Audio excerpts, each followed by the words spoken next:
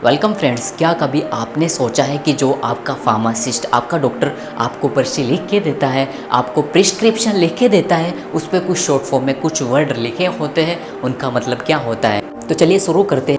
इधर आपके abbreviation word हो गए, इधर इंग्लिश मीनिंग हो गए और इधर आपका हिंदी मीनिंग हो गया। बिल्कुल सिंपल लैंग्वेज भाषा में हम आपको एक्सप्लेन गाइड करते हैं।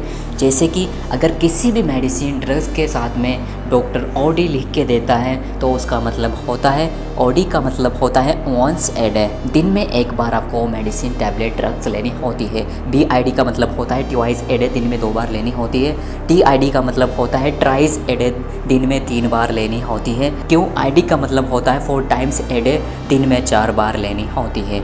BD का मतलब होता है बिफोर डिनर, रात के खाना खाने से पहले आपको वह मेडिसिन ड्रग्स लेनी होती है। IM का मतलब होता है इंट्रामस्कुलर, मांसपेशी मसल्स में लगाने वाला इंजेक्शन जो मांसपेशियों में लगता है उसको इंट्रामस्कुलर बोलते हैं या फिर इंट्रामस्कुलर रूट भी उसको बोला जाता है। IV का मतलब होता है इंट्रावेनियस, वेन में लगने वाला इंजेक्शन, नसों में लगने वाला इंजेक्शन। कोई भी लिक्विड तरल पदार्थ जितने भी होते हैं उसको हम इंट्रावेनियस बोलते हैं।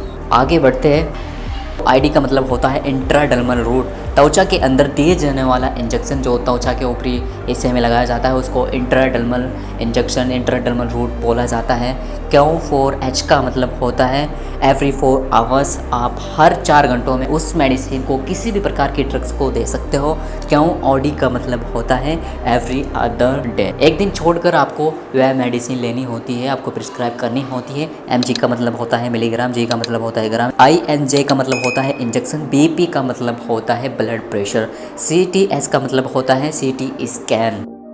समझने के लिए कुछ यहाँ पे एग्जांपल्स है, जैसे कि ODA हो गया, BDA हो गया, IMA हो गया, IVA हो गया, Q4HA हो गया।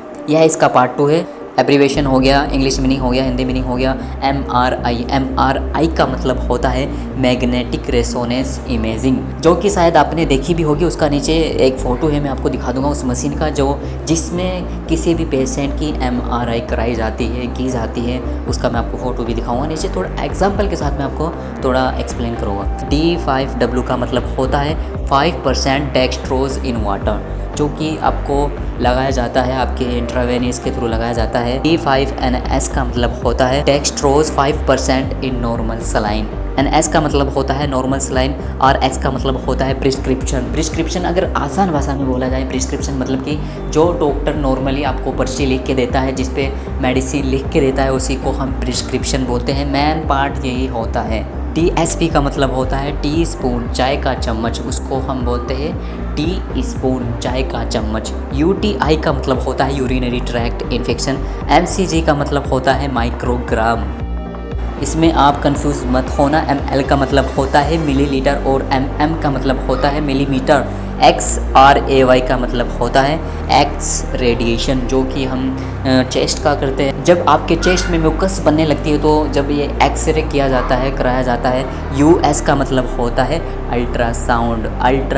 PID का मतलब होता है पेल्विक इन्फ्लामेटरी डिसीज़। LIQ का मतलब होता है लिक्विड, जो तरल पदार्थ में होते हैं, लिक्विड होते हैं, उनका मतलब होता है लिक्विड। QID का मतलब होता है एवरीडे, आपको वह मेडिसिन प्रतिदिन लेनी होती है। शुरू में स्टार्टिंग में बोला था, आप यहाँ पे देख सकते हो, ये इसकी MRI की मशीन है, ये यहाँ पे देख सकते हो। ये यहाँ पे DSWA हो गया प्रिस्क्रिप्शन पर्ची, ये देखो पर्ची टाइप की है, ये ऐसे पर्ची टाइप की बना के देता है। कुछ याद आया होगा आपके। ये TSP, टी स्पून चम्मच, टी स्पून, ये हो गई आपकी यहाँ पे यूरिनरी ट्रैक्ट इन्फेक्शन। तो यह थी कुछ एब्रीवेशन वर्ड के बारे में जानकारी।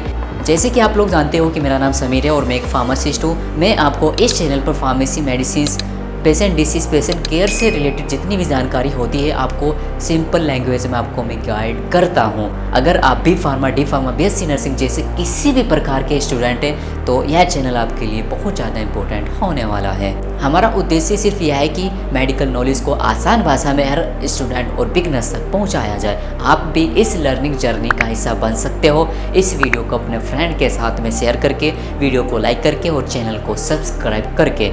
थैंक यू सो मच, मिलते हैं नेक्स्ट वीडियो में।